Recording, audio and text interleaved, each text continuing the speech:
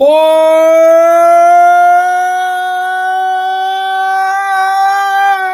gang! I'm still a hard man! Let's go!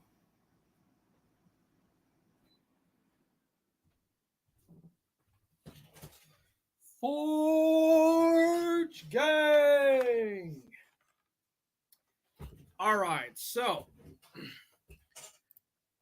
I think for my next bit, I will do kind of a rundown on what life was like in the Garden of Eden.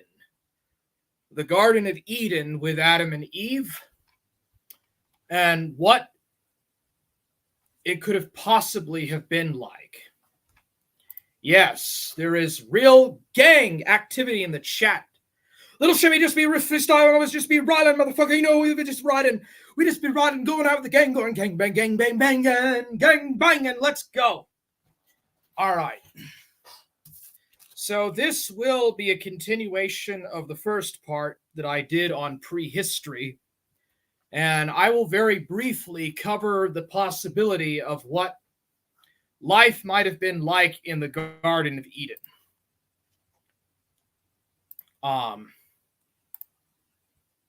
I'm not going to cover the 7 days of creation since nobody really existed. But anyways, hopefully this is going to be good. So, what was life like in the Garden of Eden before the fall, before sin? This is by Robert Driscoll. Most of us are painfully aware of how much crime, violence, sin, and deprivation exists in our world today.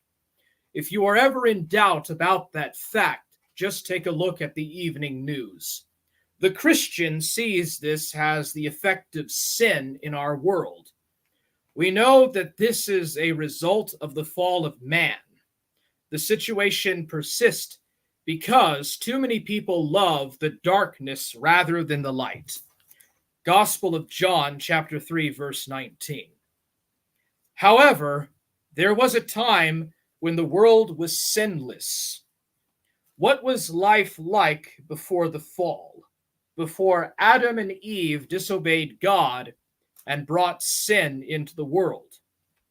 Let us attempt to create a scenario of this pre-fall existence, using the words of Scripture and a bit of reverent imagination. Eden was paradise. The Garden of Eden would have been a climatic paradise that apparently needed no rain because it was watered by a mist coming up from the ground. Genesis chapter 2, verse 6. There would be no storms or harmful natural occurrences. Everything about God's creation would have been perfect. After all, he had pronounced it very good at the end of the sixth day. Genesis chapter 1, verse 31. What God says is very good cannot have any flaws whatsoever. Therefore, the world in which Adam and Eve lived would have been the perfect temperature, the perfect humidity, without pest or disease, and without anything that would detract from their enjoyment of knowing God in a perfect, undiluted way. Surely this is what is meant by the word paradise. Garden of Eden before sin, file 4. There is no shame or guilt in the pre-fall world. Adam and Eve lived a life of blissful innocence. They had never sinned, therefore, they had no guilt or shame. This was life as God intended it to be. No mortal since has had such a clear heart and conscience. This is a model to be emulated and a preview of what awaits the Christian in the future New Jerusalem. Jesus Christ is the only person who ever lived after the fall who was sinless. Well, I beg to differ. I would consider the Virgin Mary to have also been untouched by fallen sin. So the Virgin Mary and Jesus are the only ones that ever walked the earth sinless after the fall.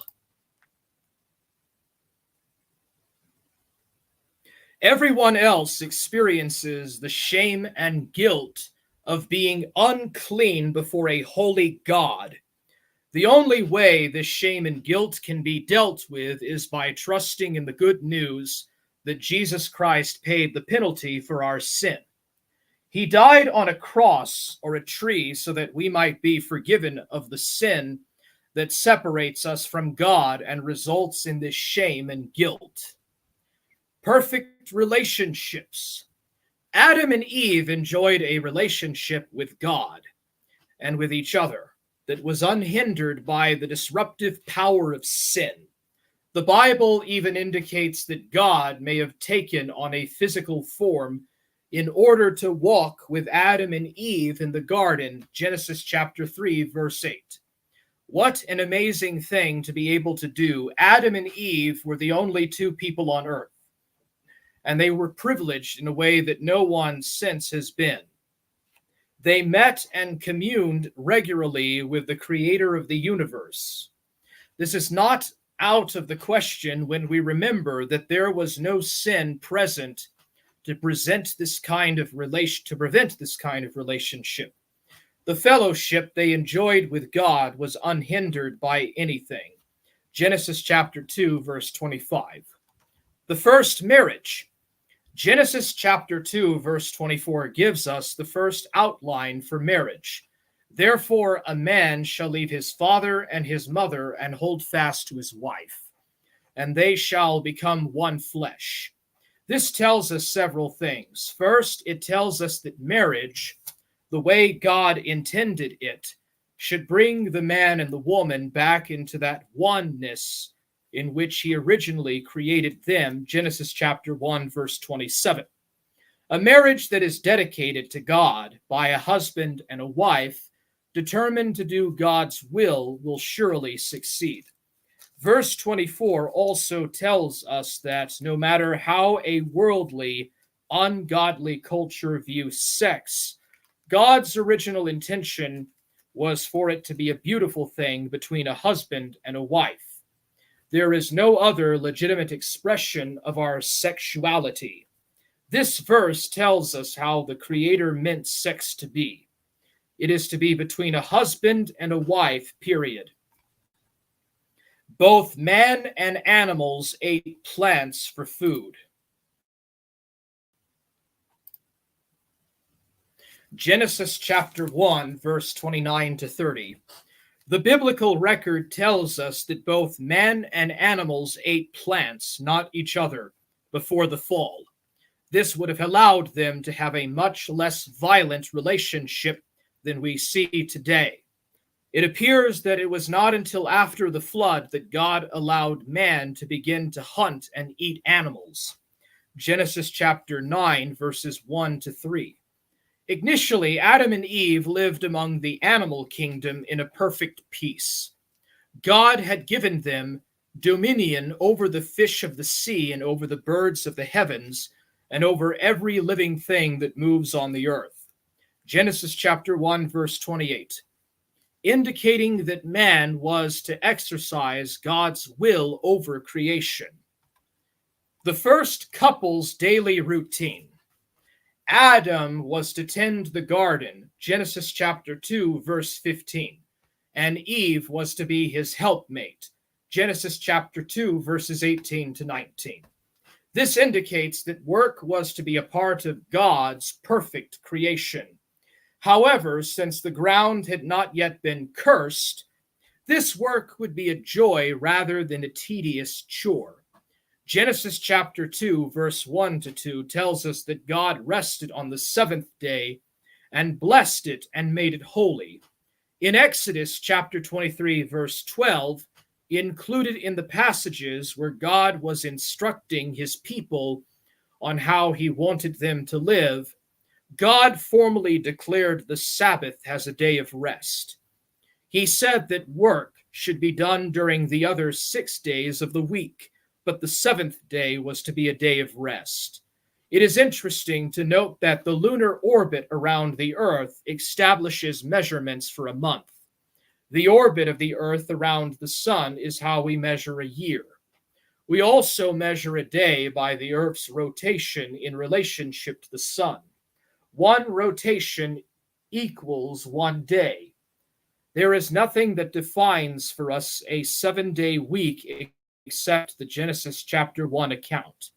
This suggests that the Genesis account is the foundation of all other cultures' understanding of a 7-day week. This strongly suggests it to be the original creation account. Kern, 85. Kern, page 85. Where did the idea of a 7-day week originate, if not the Bible? Most of all, civilizations mark time by this convention. Actually, I think the Babylonians might have done it a bit differently. All right, so back to Eden. For those who trust Jesus Christ as their Savior, the Bible indicates that the pre-fall Eden awaits us.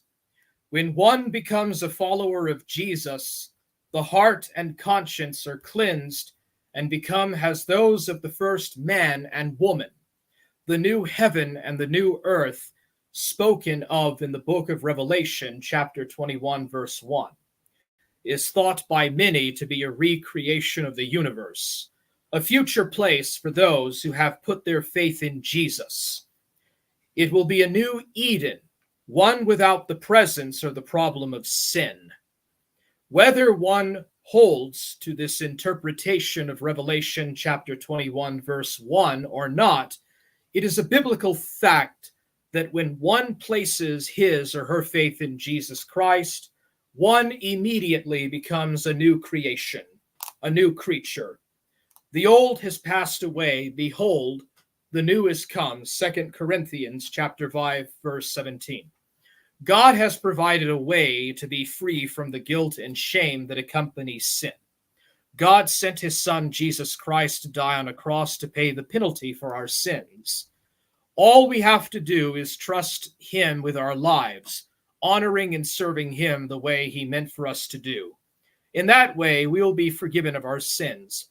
A new Eden will blossom in our hearts, and we will once again have the kind of relationship with God that he meant for us to have in the beginning.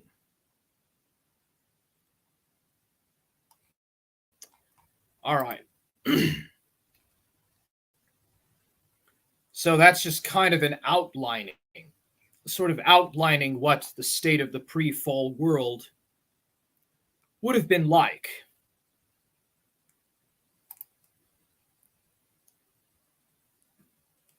What was the world like before the flood?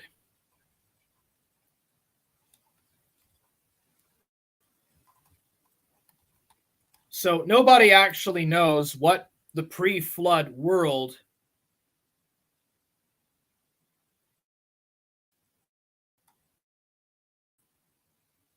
scratch that Jitsi call. Gotta go. Okay, I'll see you later, Miss Summy did. I'm just kind of warming up here to this. How do I get this off my screen? There we go. No. Modern day Pelagians deny original sin, although they won't admit it. Yeah.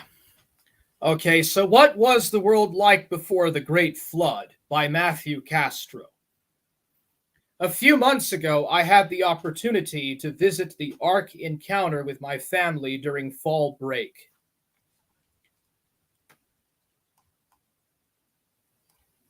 Let's see here.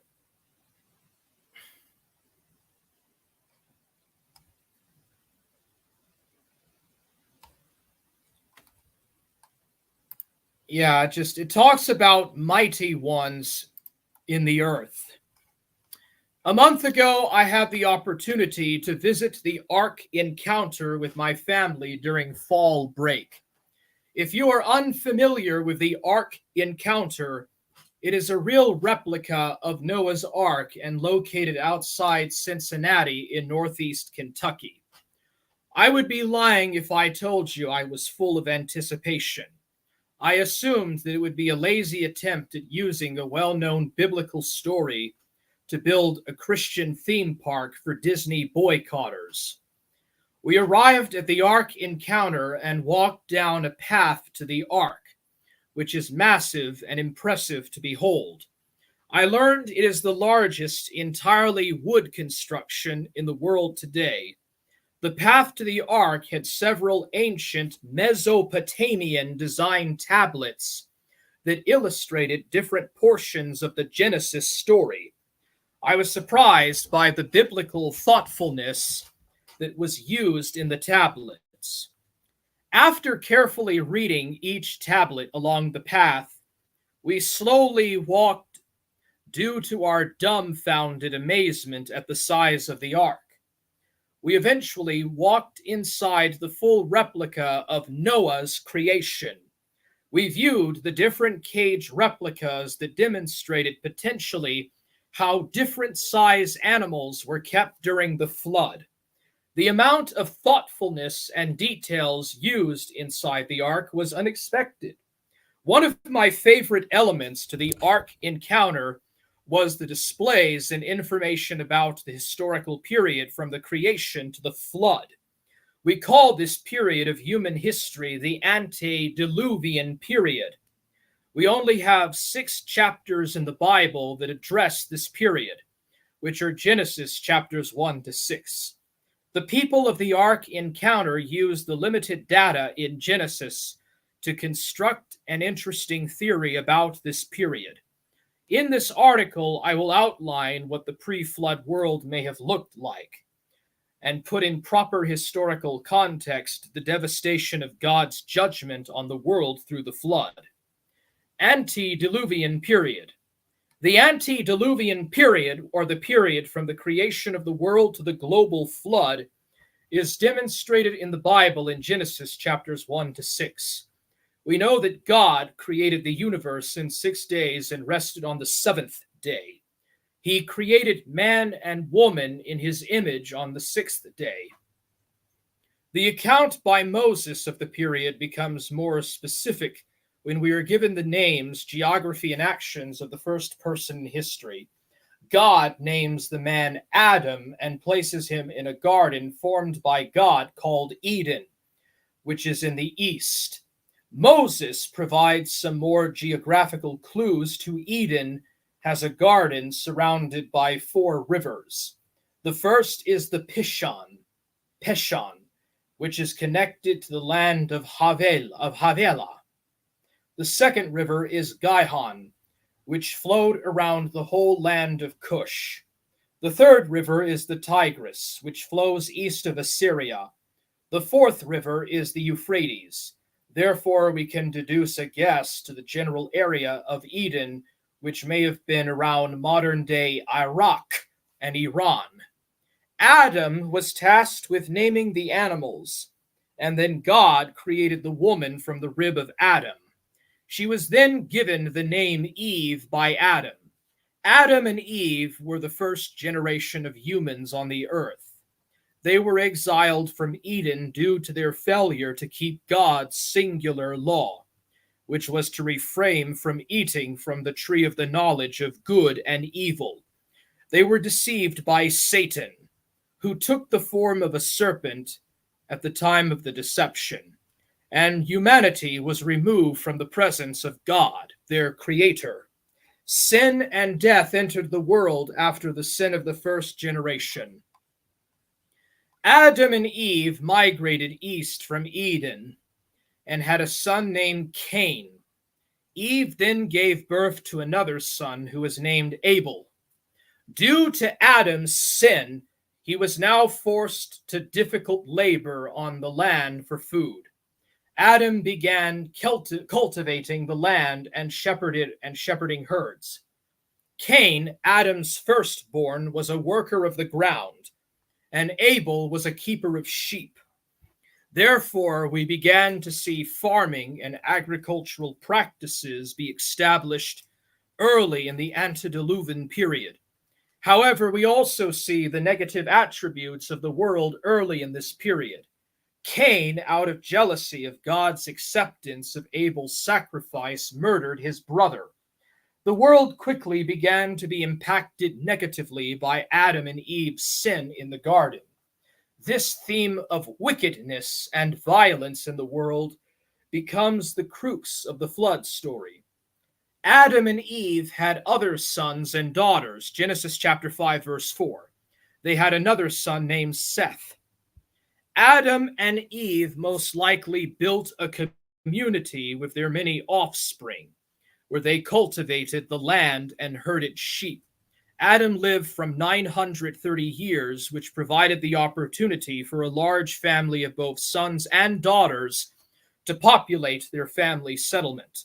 Each of their children had the equal opportunity to also have many sons and daughters as well.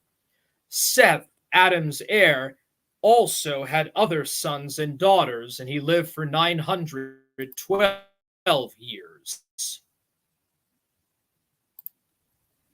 How large was the population? Moses included 10 generations from Adam between Adam and Noah. The first 9 are all described as having other sons and daughters while living long lives. Enoch and Lamech are the only 2 that lived less than 895 years. With long lifespans and the opportunity for large amounts of children born to each set of parents, large population settlements could have been built during this time. Cain was then forced to migrate east of Eden away from his family after he married one of his sisters and had a son named Enoch. Cain built another settlement and named it Enoch. Genesis chapter 4, verse 17. Moses outlines the generations from Cain starting in Genesis chapter 4, verse 17. Moses includes 7 generations. While the details that are included with Adam's descendants are omitted with Cain's descendants, we can assume that Cain's descendants also lived similar lifespans and had many sons and daughters as well, since they were living near each other and experienced similar environmental conditions. Based on the information provided above, we may be able to calculate a larger population on the earth before the flood than previously thought. We can approximate, based on the genealogies from Genesis, that the period between the creation to the flood was 1,656 years. During that time, if the growth rate was the same as in 2000, which was 0 minus 0.12, then there would have been around 750 million people on Earth during the antediluvian period. However, due to extremely long lifespans prior to the flood, it is more likely then that the growth rate was much higher. If the rate was closer to 0.13, then the population would have been closer to 4 billion at the flood. How technologically advanced were they? Moses, in his explanation of Cain's genealogy, provided some interesting clues to the technology used during the antediluvian period. In Genesis chapter 4, verse 20, Lamech has 2 wives. One was named Adah, and who had a son named Jabal, who is the founder of living in tents and raising cattle. Jabal began the industry of fabricating material from nature to build homes, which may have included utilizing animal skin. Adah had another son who was named Jubal. He created musical instruments like the lyre, and pipe. Lamech's other wife, Zillah, had a son named Tubal-Cain. He made all instruments of bronze and iron. By the 8th generation, the world was able to forge metal tools and other instrumentals that we use today. The early period of human history may have been far more advanced technologically than we may have previously assumed. For centuries before Noah, the world was able to forge metal tools that would have allowed them to build buildings, ships, farming equipment, weapons, and all sorts of inventions. Another clue that would have allowed the early humans before the flood to advance quite quickly is the ease of communication due to a one language world. Moses recorded in Genesis chapter 10 that God confused the human community with multiple languages and then dispersed them from one another. Before the Tower of Babel, people spoke one language, which allowed them to work more effectively with one another. Currently, we have progressive technologically quite quickly over the past few years. However, how far more advanced would the world be today if everyone thought and spoke in the same language? The judgment of God on the whole world. Before Noah and his family, the world was probably around 4 billion people with large metropolises with metal tools and music. Jesus even told us in Luke chapter 17 about Noah's day. They were eating and drinking and marrying and being given in marriage until when Noah entered the ark and the flood came and destroyed them all. They lived similar lives as you and I today.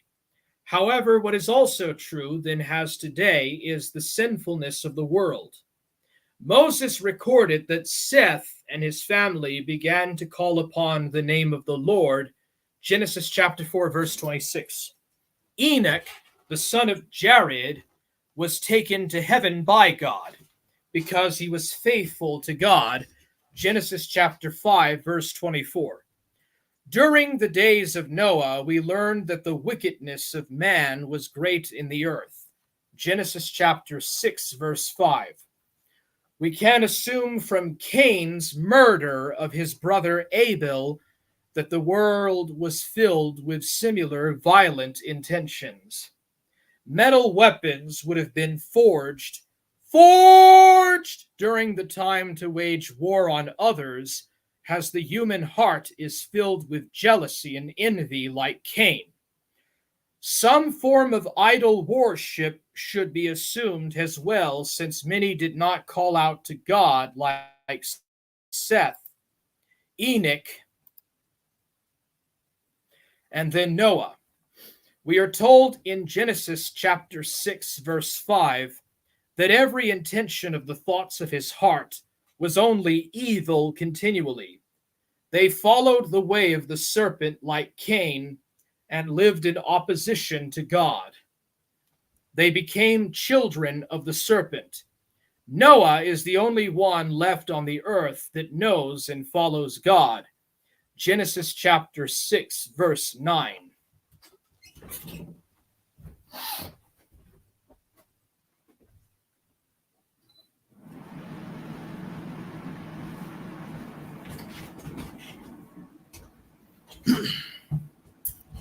Even though Adam lived more than half of the antediluvian period, knowledge of God, the Creator, was sparse by the time of Noah.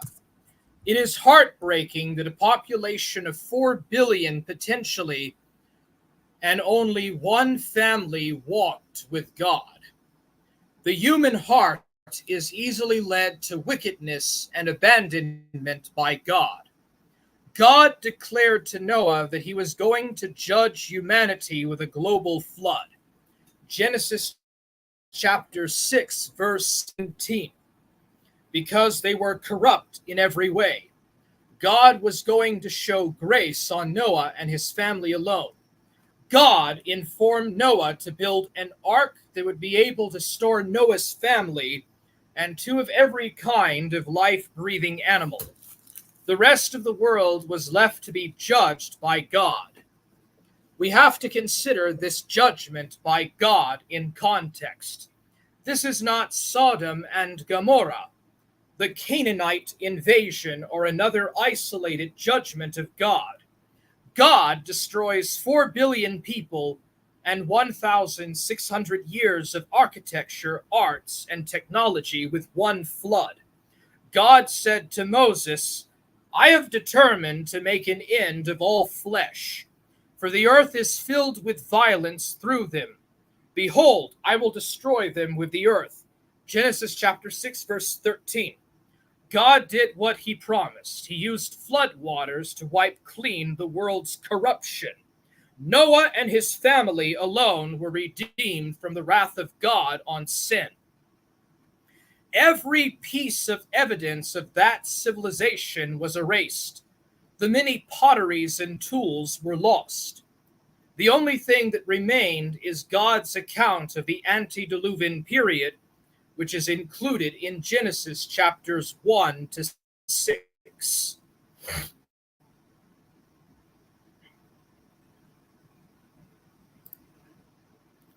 Judgment of God on Jesus Christ.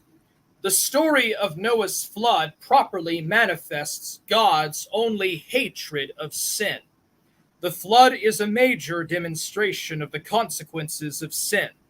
The cross of Christ is the other major demonstration of God's wrath. God's wrath, like the flood waters, was poured out on Christ Jesus, his beloved Son, on the cross. Even though Jesus was more righteous than Noah, he was not saved from God's wrath, because Jesus willingly embraced God's will to bruise him to save corrupt humanity. While the ark was not constructed to save the righteous in the crucifixion story, Christ Jesus became the vassal of grace, not for the righteous, but for the guilty. In Christ Jesus, sinners may be rescued from the wrath to come. He is the true and better ark. Judgment to come on the world. While God promised with the rainbow never to judge the world again with a flood of water, another global judgment is drawing near. The world dismisses the global flood as no more than a child's tale of a big boat with cute animals. The judgment of God is tamed by the world, has the inappropriate emotions of an evil fictional God for ignorant fools. However, the God who created the world and everything in it, including humanity, is holy and undefiled. Humanity is rotten to the core.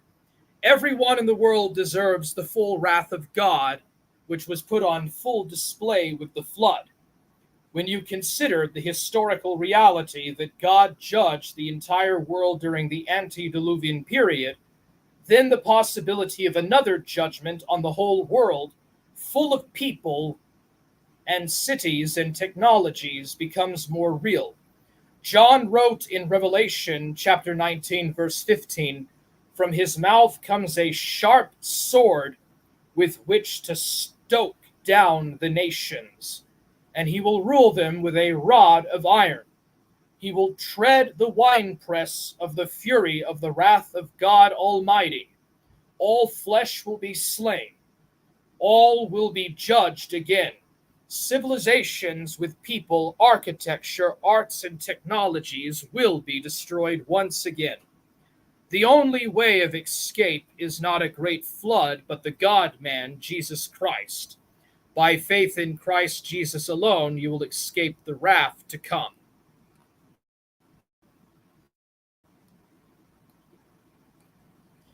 And so there you go. Some of the examples of what it perhaps might have been like before the flood of Noah.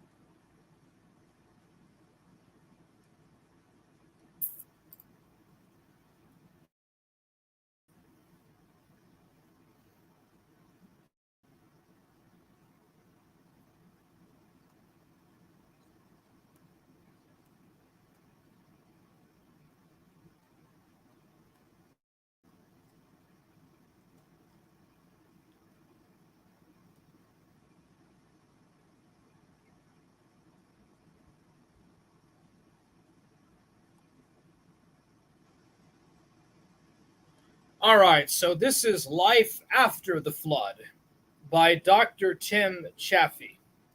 God blessed Noah's obedience, but doesn't mean life after departing the ark was easy. Go out from the ark, you and your wife, and your sons' wives with you. Bring out with you every living thing that is with you of all flesh, birds and animals, and every creeping thing that creeps on the earth, that they may swarm on the earth, and be fruitful and multiply on the earth. Genesis chapter 8, verses 16 to 17. Surely God's words replayed in Noah's mind as he watched his sons race to remove the final pegs that secured the door shut. Soon they would all set foot on dry land for the first time in a year. Hearing the Creator speak directly was an indescribable experience. On previous occasions prior to the flood, the strange blend of intense fear and reassuring peace coursed through Noah. Those emotions were followed by the monumental tasks of building the ark and loading it. This time, hope surged to the forefront of his emotions as he imagined what lay beyond the door. Where would they settle? How long would he have to wait to hold a grandchild? What would the new world be like? He had glimpsed portions of this alien landscape after removing the ark's covering, but he craved feeling the earth between his toes and the warmth of the sun on his face. His wife hooked her arm in his and hooked up at him expectantly as the last peg clunked to the floor. The animals chittering nearby quickly drowned out its echo. Come on, help me push. Ham hustled to the outer edge of the door, and his brothers hurried to join him. The men braced themselves, and with a loud grunt, they gave a mighty shove. With an ear-splitting crack, the door broke free from the layer of pitch Japheth had slathered on it after the Lord shut them in. The metal hinges creaked and timbers groaned as the massive door swung to the side. Noah inhaled the fresh air deeply, and using his free hand shaded his eyes from the golden sunbeams that streamed in. Japheth beckoned the group with a wave of his arm. Let's go. Wait. Shem lunged and pulled him away from the opening. Japheth glared at him, but his expression softened when he looked back toward the door. Thank you. What is it? Noah walked forward and joined Ham, who was peering over the edge of the opening. Ham pointed down. We're more than 5 cubits above the ground. Noah sighed. His first steps on dry ground would need to wait a little longer. We live in a world consumed by hatred, violence, sexual immorality, and a host of other sins. This culture presents numerous challenges to Christians as we desire to live in a way that honors our Creator. But He has given us all what we need to lead godly lives, such as the gifts of the Holy Spirit and His inspired Word. We can also learn from the examples of our heroes of the faith like Noah. Have you ever wondered what life must have been like for Noah's family once the flood ended? What trials did they face as they set out to restart civilization? Though the Bible doesn't give us a description of what the world was like when Noah disembarked, we can reconstruct many of the details with what we do know. And the first challenge would have been to get off the ark. Disembarking from the ark. Loading the ark was a major operation. It may have taken an entire week just to load the animals. 7 days passed from the time God told Noah to enter the ark, and their final entry into the vessel on the day the flood began. Genesis chapter 7, verses 1 to 4, and verses 11 to 13. Disembarking was likely easier in some respects. For example, they could have released the birds by simply opening their cages and allowing them to find their own way to the door, or possibly through an open roof, depending on what it means that Noah removing the covering of the ark. Genesis chapter 8, verse 13.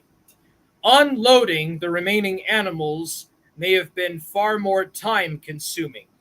We've all seen pictures of the completed ark with animals loading onto the second deck via a long ramp. Obviously, such a ramp would not have been available after the flood. If the door they had entered also served as the exit and was on the second deck, they would need to construct a new ramp or repurpose an interior ramp to reach the ground. Of course, it is possible the ark settled in such a way that the door ended up next to a rise in the ground, which would make things easier. Once the exterior ramp was completed, the animals could be led to the second deck and to the door to be set free. In a reversal of the loading procedure, short and relatively steep internal ramps could have been used to move animals from the first or third deck to the second. Back on dry land. Imagine what it must have felt like to walk on the earth for the first time in a year. The bleak landscape must have offered little comfort. Apart from the animals that had just left the ark, wildlife was non-existent, so spotting a wild animal may have quickly become a rare event. This must have seemed strange to people who were accustomed to interacting with animals daily. Also, the unwelcoming scene bore few signs of life, perhaps shrubs, grasses, and other small plants dotted the terrain. But no trees could be found save for some saplings, as evidenced by the olive leaf carried by the dove. Genesis chapter 8, verse 11. Land animal carcasses would not have survived to this point, but the pungent remains of sea creatures might have been seen if they had been trapped in shrinking pools on the quickly drying mountain. After the family finally set foot on the soil once again, Noah built an altar on which he sacrificed at least one of each kind of clean creature.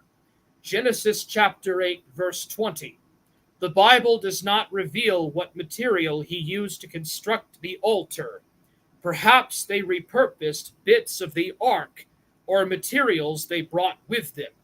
Or maybe they gathered stones that had settled on the mountain.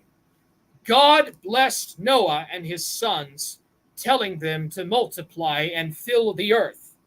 But before they could fill the earth, Noah's family had to figure out how to survive in a strange new world. Since it took more than 2 months from the time the ark landed until nearby mountain peaks emerged, Genesis chapter 8, verses 4 to 5, it seems reasonable that the ark came to rest near the top of the mountain. While the climate may have remained warm for a while due to elevated ocean temperatures, a mountaintop is generally not a great place to live, since it often lacks sufficient food and water. Thus, Noah's family likely would have needed to descend and settle near a dependable water source, such as a mountain stream or river. Starting a settlement near water brings other benefits, particularly related to meeting the next basic need, food. If they were to grow successful crops, they needed fertile soil, which was probably abundant at this point due to nutrient-rich soil deposited by the flood. However, over the years, the nutrients for the soil in a river valley would be replenished by seasonal flooding. Even with the perfect location selected, it may have taken many months before they could enjoy food from a harvest. Noah's family may have initially survived on grain reserves from the ark, but fresh produce would not have been on the menu for a while. The other food options included the animals. Until this point, the Lord had not permitted man to eat meat. Genesis chapter 1, verse 29. But after Noah's family disembarked the ark, God gave them permission to eat any moving thing that lives. Genesis chapter 9, verse 3. Assuming Noah's family had faithfully followed the original dietary instructions of eating only green plants. The thought of eating animals for the first time must have been a bit unsettling, especially after living in close quarters with them for over a year. Living near water meant that fish were readily available. And as time went on and the wild animals multiplied, they could frequent the water source, giving Noah's family better hunting opportunities.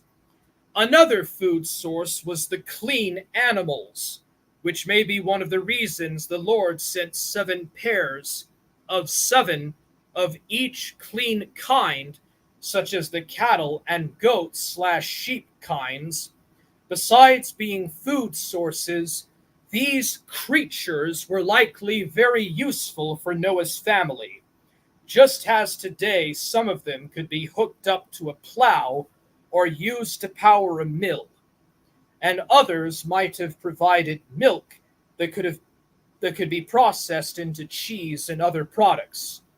These animals likely also helped with clothing and shelter needs. The wool sheared from sheep could have been woven into articles of clothing.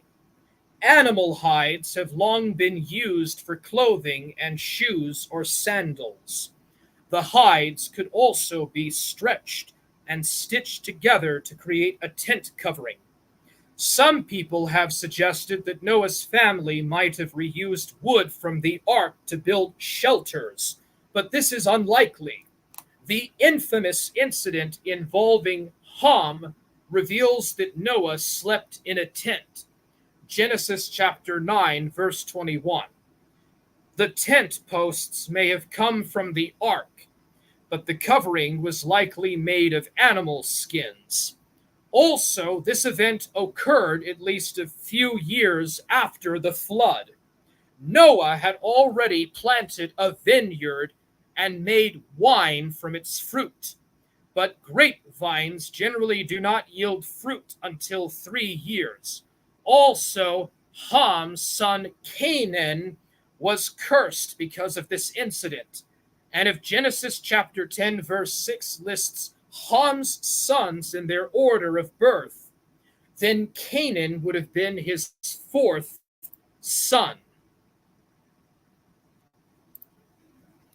Restarting civilization. Once they developed solution to meet life's necessities, Noah's family could focus on other aspects of restarting civilization. We know that they followed God's command to be fruitful and multiply, but they did not fill the earth. Genesis chapter 9, verse 1. The Bible explains that everyone on earth came from Shem, Ham, and Japheth. Genesis chapter 10, verse 32. So we can deduce that Noah did not have any other children after the flood. However, it was not long before they had plenty of grandchildren. The incident involving Ham hints at another detail about the Lord's command to fill the earth. Ham told his brothers about what happened, and then Shem and Japheth promptly took action to cover their father's nakedness. Genesis chapter 9, verse 23. So all three sons were apparently still in the same area as Noah. This makes good sense in the first generation, since the children of Shem, Ham, and Japheth undoubtedly intermarried. That is, first cousins married each other, which was not a problem at that time. Close relatives were the only options, and the law against close intermarriage was not given until Moses' day several hundred years later. Leviticus chapter 18 to 20. It is hard to blame the family for sticking together for the first few generations. After all, there were no other people in the entire world, and it would be difficult to make another new start in a different location after they had recently settled. The earth was likely a dangerous place, with earthquakes and volcanic activity happening as the earth settled from the catastrophic plate movement during the flood. Eventually, they did look for a new place. Genesis chapter 11, verse 2 speaks of Noah's descendants finding a place to dwell in the land of Shinar, probably in Mesopotamia. But instead of obeying God's command to fill the earth, they sought to make a name for themselves at a place now known as Babel. They started building a city and a tower until God confused their languages, forcing them to cease their work and grudgingly obey his command to disperse. They should have learned from their forefather Noah, who did all the things the Lord commanded him to do. Genesis chapter 6, verse 22, and saved his family and the animals on the ark because of his obedience. Our obedience. The examples set by Noah and his early descendants serve as important reminders for us today. God commanded them to do difficult, frightening, uncomfortable tasks, more challenging than we can even imagine. But God has reasons for the instructions he gives, just as he blessed Noah's obedience and provided for him and his family. He will also provide for us when we trust him. But like Noah's descendants at Babel, believers can face the Lord's chastisement when they disobey him. Hebrews chapter 12, verses 5 to 6. And unbelievers are in danger of eternal judgment unless they turn to him in faith and believe the gospel of Jesus Christ. So if the Lord commands us to do something difficult and uncomfortable, we can be confident that he knows what he is doing and what is best for us. Our job is to gratefully serve him, seeking in all things to magnify his name rather than our own. Scurvy did not stop blessed Noah. It certainly didn't. All right, so I think I need to talk a bit about Babel and the dispersion.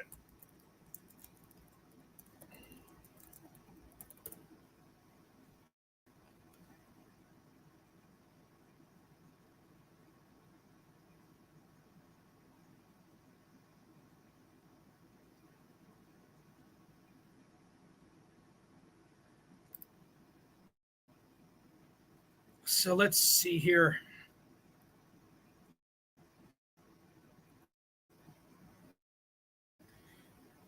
The final aspect would be the Tower of Babel, or Babel.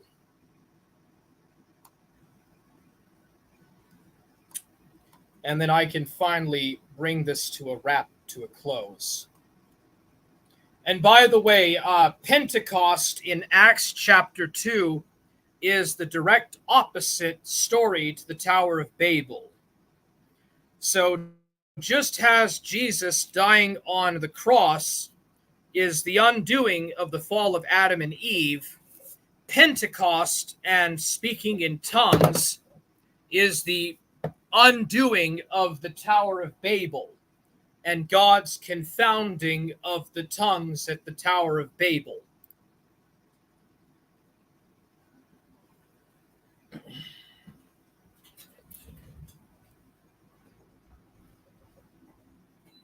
So,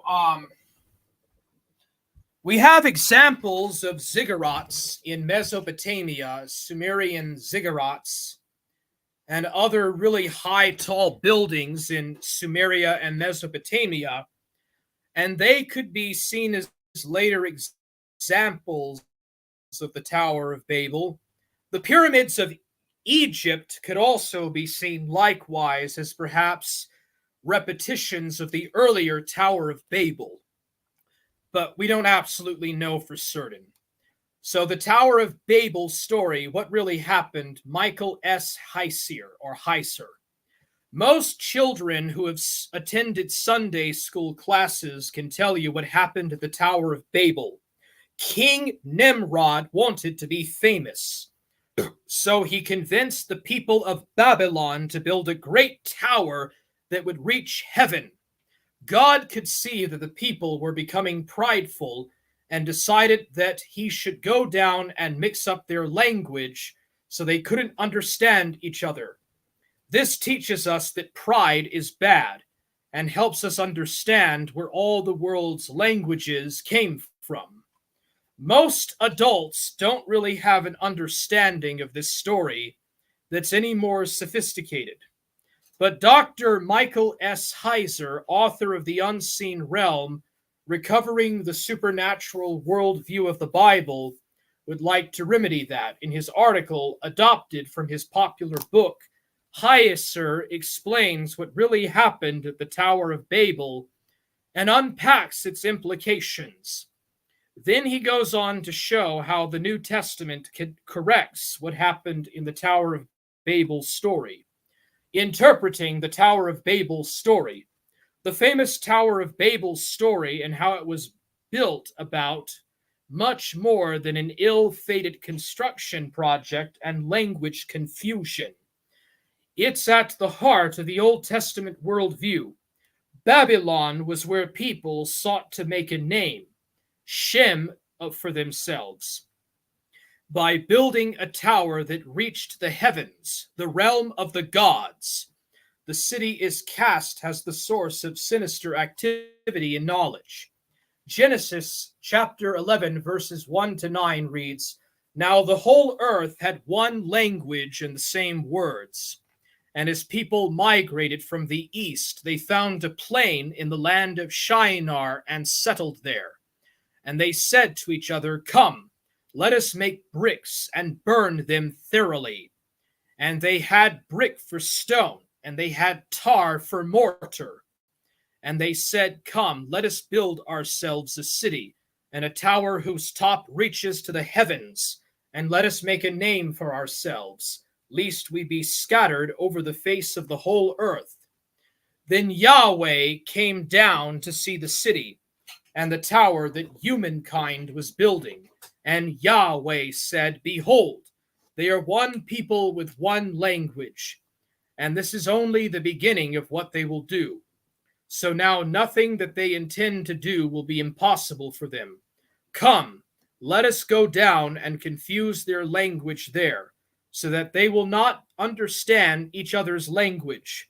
So Yahweh scattered them from there over the face of the whole earth, and they stopped building the city. Therefore its name was called Babel, For there Yahweh confused the language of the whole earth, and there Yahweh scattered them over the face of the whole earth. Did God act alone?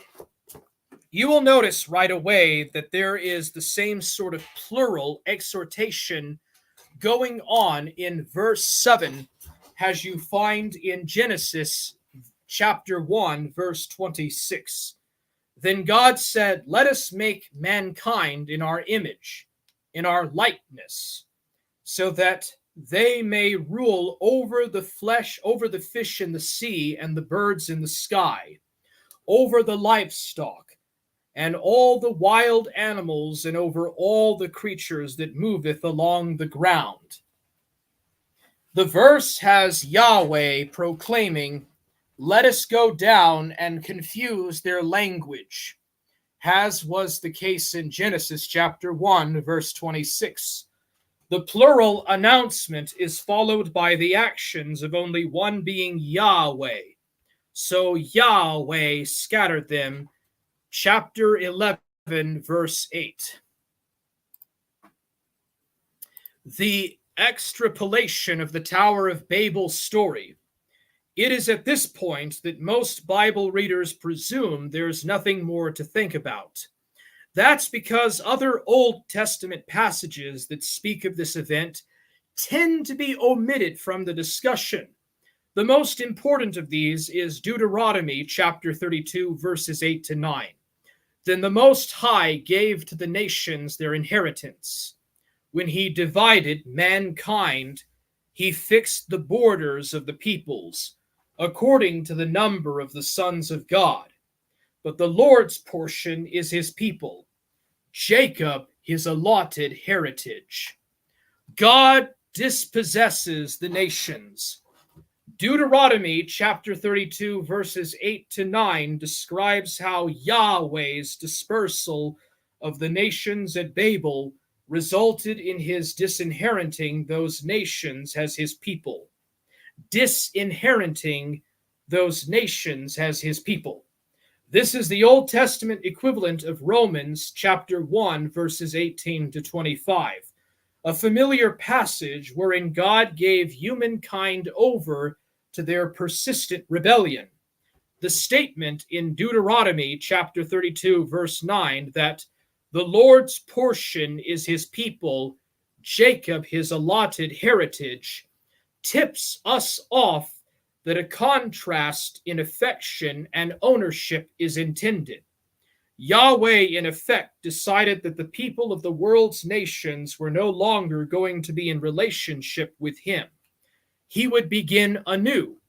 He would enter into covenant relationship with a new people that did not yet exist, Israel. The implications of this decision and this passage are crucial to understanding of much of what's in the Old Testament. Most English Bibles do not read according to the number of the sons of God in Deuteronomy chapter 32, verse 8. Rather, they read according to the number of the sons of Israel. The difference derives from disagreements between manuscripts of the Old Testament. Sons of God is the correct reading, as is now known from the Dead Sea Scrolls. Frankly, you don't need to know all the technical reasons for why the sons of God reading in Deuteronomy chapter 32, verses 8 to 9 is what the verse originally said. You just need to think a bit about the wrong reading, the sons of Israel. Deuteronomy chapter 32, verses 8 to 9 harks back to events in the Tower of Babel story, an event that occurred before the call of Abraham, the father of the nation of Israel. This means that the nations of the earth were divided at Babel before Israel even existed as a people. It would make no sense for God to divide up the nations of the earth according to the number of the sons of Israel if there was no Israel. And this is a Renaissance painting or a Renaissance era depiction of the Tower of Babel. As you can see here with these depicted people in late medieval garb. What happened to the other nations? What does it mean that they were apportioned as an inheritance according to the number of the sons of God? As odd as it sounds, the rest of the nations were placed under the authority of members of Yahweh's divine council. Whereas in Deuteronomy chapter 32, verses 8 to 9, God apportioned or handed out the nations to the sons of God. Here we are told God allotted the gods to those nations. God decreed in the wake of Babel that the other nations he had forsaken would have other gods besides himself to worship. The other nations were assigned these lesser gods as a judgment of the Most High Yahweh. That this interpretation is sound is made clear by an explicit parallel passage, Deuteronomy chapter 4, verses 19 to 20.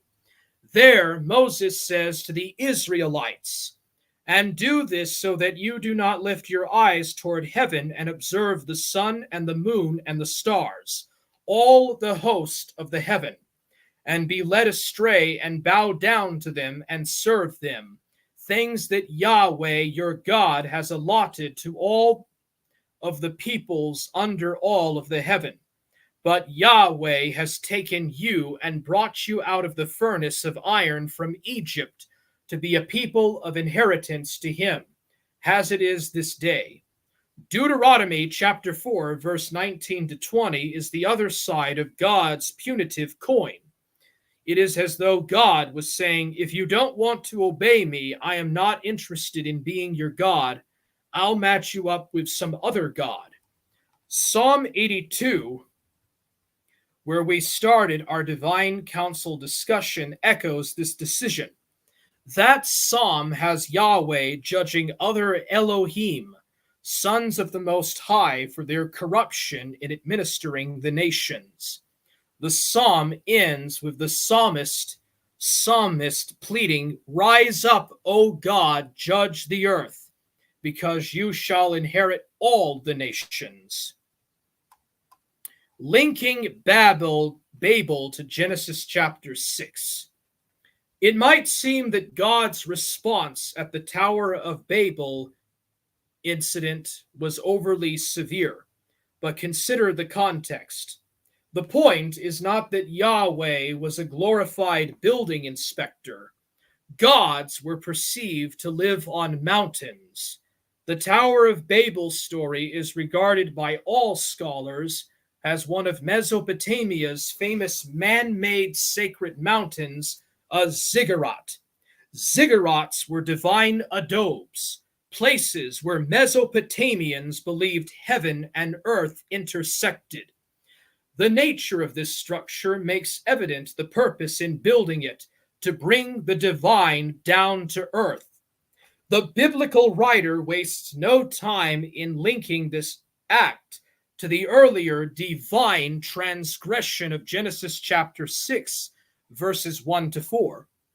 When human beings began to increase in number on the earth, and daughters were born to them, the sons of God saw the daughters of humans were beautiful, that the daughters of humans were beautiful, and they married any of them they chose. Then the Lord said, "My spirit will not contend with humans forever, for they are mortal. Their days will be 120 years. The Nephilim were on the earth in those days, and also afterward, when the sons of God went to the daughters of humans and had children with them, they were the heroes of old, men of renown." This is before Noah and the flood, by the way. That passage sought to portray the giant quasi-divine Babylonian culture heroes, the Apkalus, who survived the flood as men of renown, or more literally, men of the name Shem. Those who built the Tower of Babel wanted to do so to make a name, Shem, for themselves. The building of the Tower of Babel meant perpetuating Babylonian religious knowledge and substituting the rule of Babel's gods for rule by Yahweh. Yahweh's intention to start over. Yahweh would have none of it.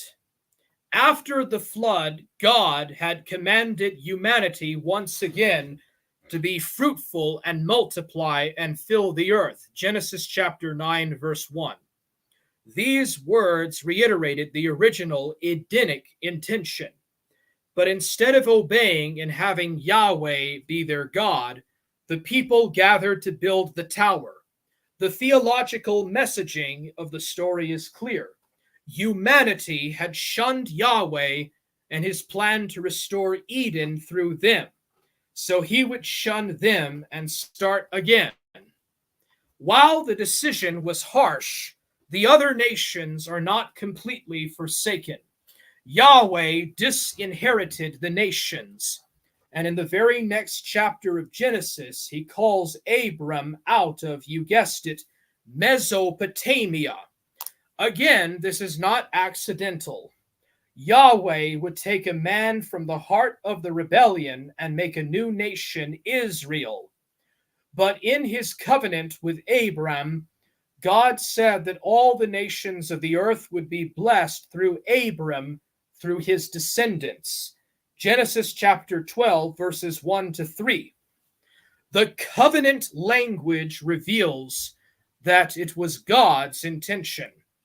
Right on the heels of his decision to punish the nations, that the Israelites would serve as a conduit for their return to the true God. This is one of the reasons Israel is later called a kingdom of priests. Exodus chapter 19, verse 6. Israel would be in covenant with the God of gods and the Lord of lords. Deuteronomy chapter 10, verse 17. Those disinherited would be in spiritual bondage to the corrupt sons of God. But Israel would be a conduit, a mediator. Yahweh would leave a spiritual breadcrumb trail back to himself. That path would wind through Israel and ultimately Israel's Messiah or Messiah. From the fateful decision at Babel onward, the story of the Old Testament is about Israel versus the disinherited nations, and Yahweh versus the corrupt, the rebel gods of those nations. The division of the nations and their allotment under other Elohim is behind the scenes in all sorts of places in biblical history. And Pentecost, Babel Revisited. The day of Pentecost is an event remembered by millions of Christians each year. Although Acts chapter 2 is one of the more familiar passages in the New Testament outside the Gospels, what the passage describes as happening that day definitely sounds strange. And when the day of Pentecost had come, they were all together in the same place. And suddenly a sound like a violent rushing wind came from heaven and filled the whole house where they were sitting. And divided tongues like fire appeared to them and rested on each one of them. And they were all filled with the Holy Spirit and began to speak in other languages as the Spirit gave them ability to speak out. Now there were Jews residing in Jerusalem, devout men from every nation under heaven. And when this sound occurred, the crowd gathered and was in confusion, because each one of them was hearing them speaking in his own language. And they were astounded and astonished, saying, "Behold, are not all these men who are speaking Galileans? And how do we hear, each one of us, in our own native language? Parthians and Medes and Elamites, and those residing in Mesopotamia, Judea and Cappadocia, Pontus and Asia, Phrygia and Pamphylia, Egypt, and the parts of Libya towards Cyrene, and the Romans who were in town, both Jews and proselytes, Cretans and Arabs. We hear them speaking in our own languages the great deeds of God. And all were amazed and greatly perplexed, saying to one another, what can this mean? Acts chapter 2, verses 1 to 12. So, as I said, Pentecost in Acts chapter 2 is the undoing of what God did at the Tower of Babel.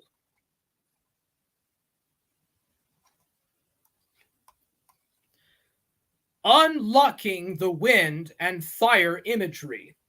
The wind and fire that accompanied the Spirit in the second chapter of Acts are similar to images in the Old Testament associated with God's presence. The disciples are being commissioned by God in his counsel like the prophets of old.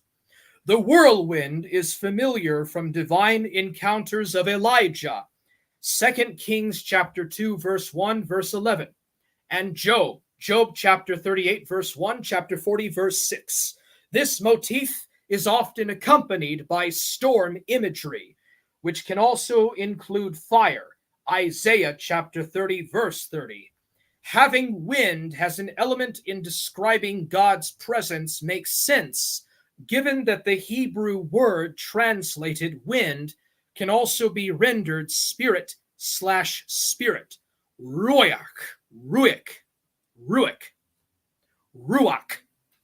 Ezekiel's commissioning is particularly instructive, since not only does Yahweh come to him with a wind, but with the wind there is fire flashing. Ezekiel chapter 1, verse 4.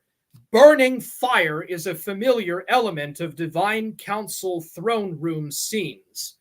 Isaiah chapter 6, verse 4, verse 6, Daniel chapter 7, verse 9. It is especially prominent in the appearances at Sinai, Exodus chapter 3, verse 2, chapter 19, verse 18, chapter 20, verse 18, Isaiah chapter 4, verse 5. Fire in the Old Testament is an identifier of the presence of God, a visible manifestation of Yahweh's glory and essence. It is also a way of describing divine beings in God's service. Judges chapter 13, verse 20, Psalm chapter 104, verse 4. They were being chosen to preach the good news of Jesus' work. The fire connects them to the throne room. The tongues are emblematic and their speaking ministry. The tongues are emblematic of their speaking ministry. How Pentecost connects the Tower of Babel story.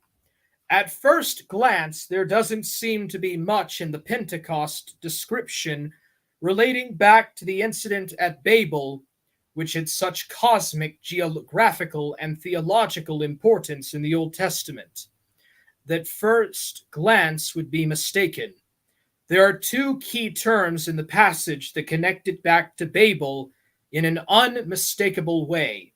The flaming tongues are described as divided, Greek, diamirizo, and the crowd, composed of Jews from all the nations, is said to have been confused, Greek, sunchio.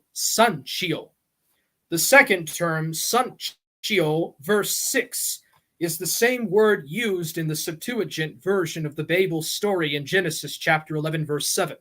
Come, let us go down and confuse. Septuagint, sunchio, their language there. The multiplicity of nations represented at Pentecost is another link to Babel. Each nation had a national language.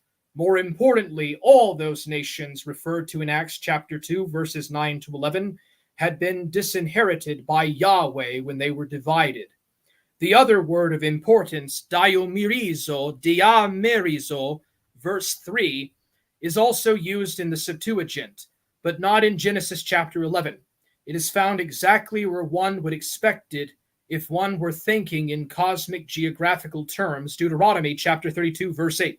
Septuagint, when the Most High divided diamerizo the nations, when he scattered humankind, he fixed the boundaries of the nations. This is a strong indication that Luke is drawing on the Septuagint, and specifically the Tower of Babel's story in Genesis chapter 11 and Deuteronomy chapter 32, verses 8 to 9, to describe the events on Pentecost in Acts chapter 2. What happened there has some relationship to what happened at Babel, but what is it? Bringing the nations home. At Pentecost, the tongues are divided. Diamerizo, or perhaps more coherently distributed among the disciples as they are commissioned to preach the good news to the throngs at Pentecost. Has Jews gathered in Jerusalem for the celebration heard and embraced the news of Jesus and his resurrection, Jews who embraced Jesus as Messiah, would carry that message back to their home countries, the nations. Babel's disinheritance was going to be rectified by the message of Jesus, the second Yahweh incarnate, and his Spirit. The nations would again be his.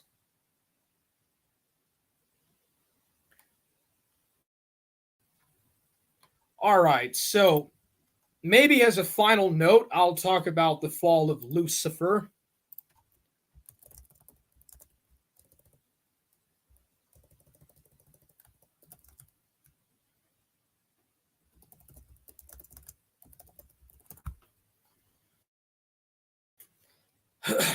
Although nothing really about Lucifer's rebellion is mentioned in Genesis, it is relatively important.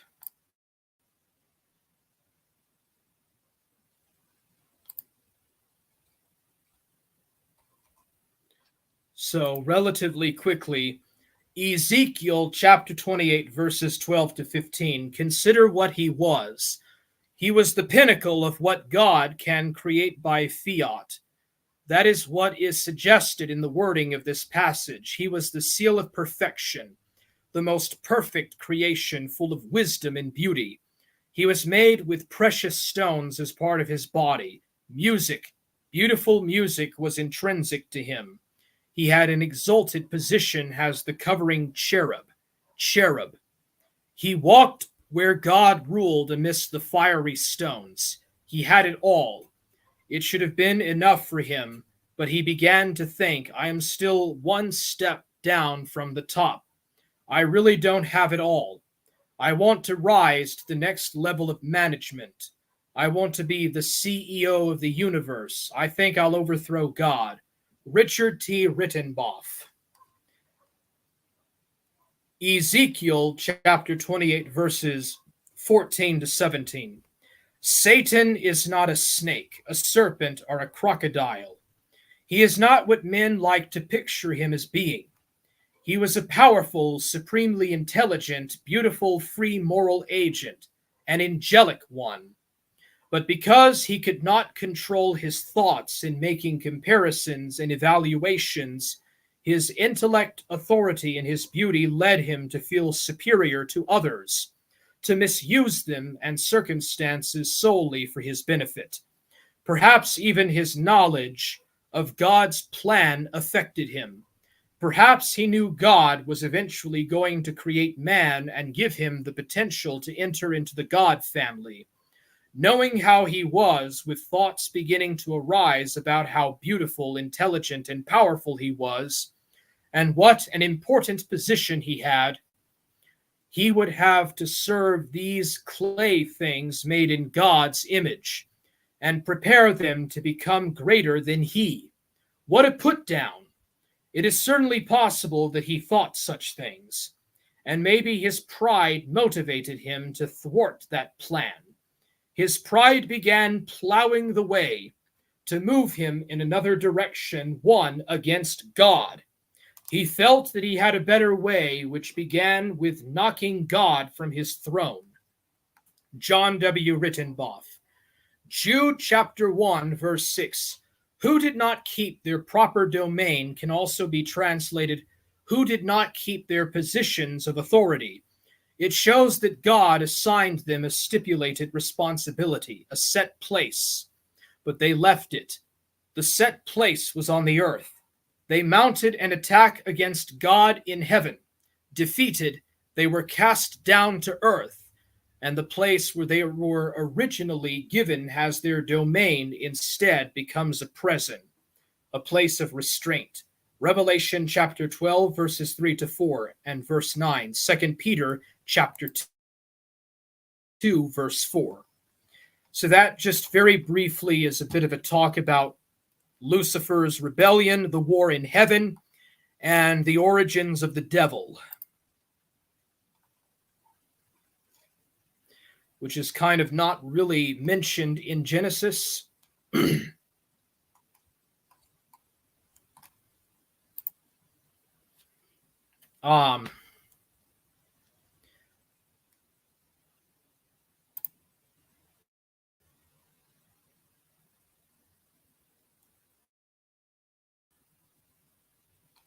So I'm probably going to end this with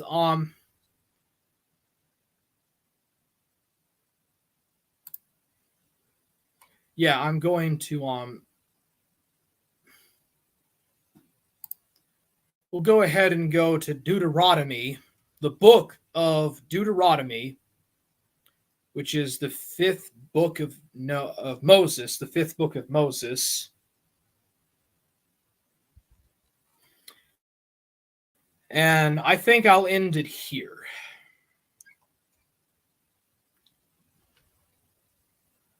Logos.com.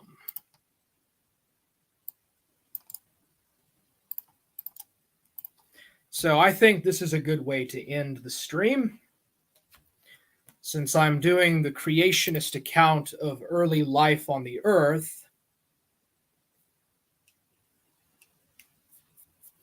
Deuteronomy chapter 32, verses 8 to 9. Verse 8.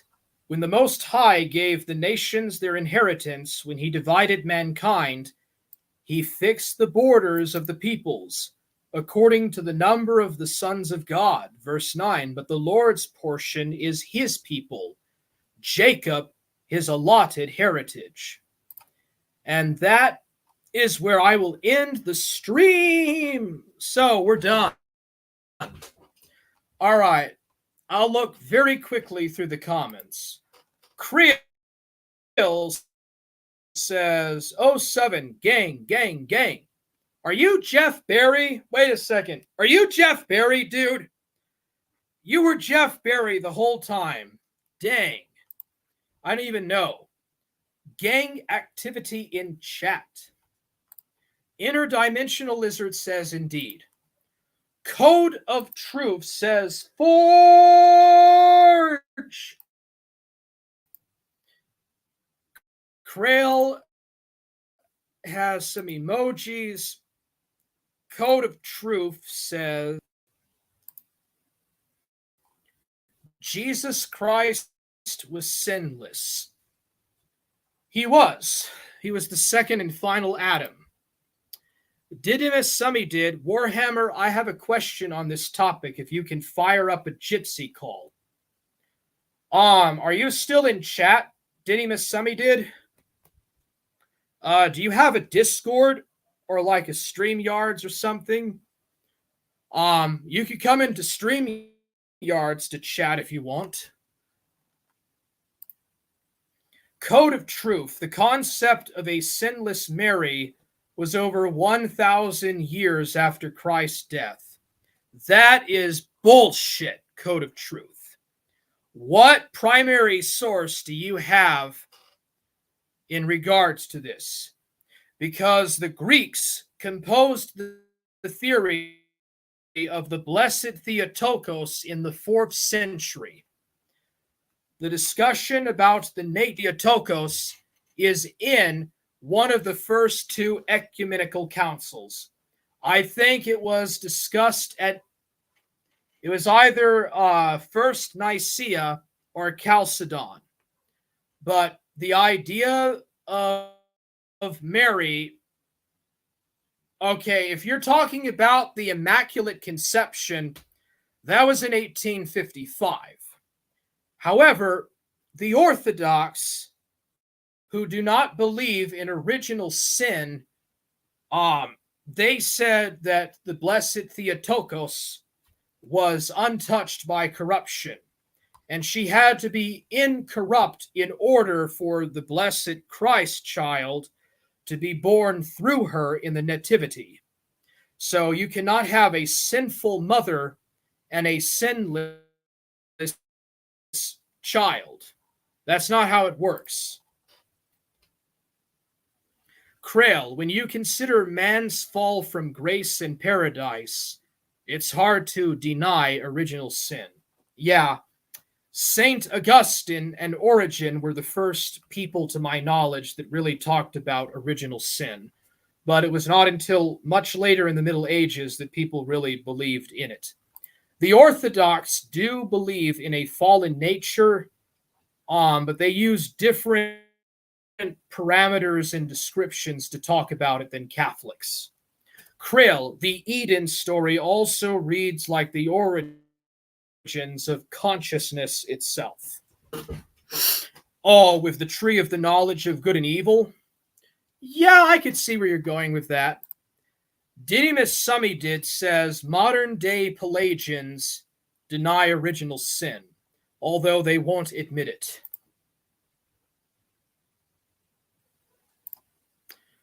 Didymus Sumidid, scratch that Jitsi call, I gotta go. Crail, this is a good audiobook. Okay, Crail says, I bet food and nutrition was way better back then as well, which helped the antediluvians live so long. The properties of the soil and the nutrients in the ground at the time of the Garden of Eden was much more better, and the food was much better. And they couldn't eat any meat or any animal substance before the flood, so that probably helped them to live longer, maybe. Krill says, the important part of the Babel story I missed at first is the most obvious in retrospect, that it is God's will that we may speak and live differently. Are you talking about the notion of free will? Krail, could you blame him for the deluge? Lol. At least he promised not to do it again.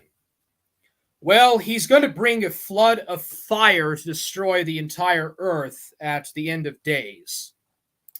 The end of the millennial reign. Krail, not for the righteous, but for the guilty. Dang. Well, that is the atonement of Jesus the Christ.